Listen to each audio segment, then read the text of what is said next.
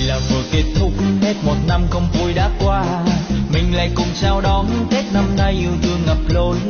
Hối xuân về trên ngàn lá hoa, mùa xuân đến ta cùng hát ca.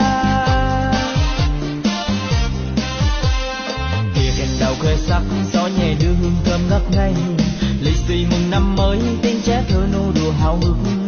Ơi xuân về theo ngàn ý thơ, mùa xuân đến bao nhiêu ước mơ.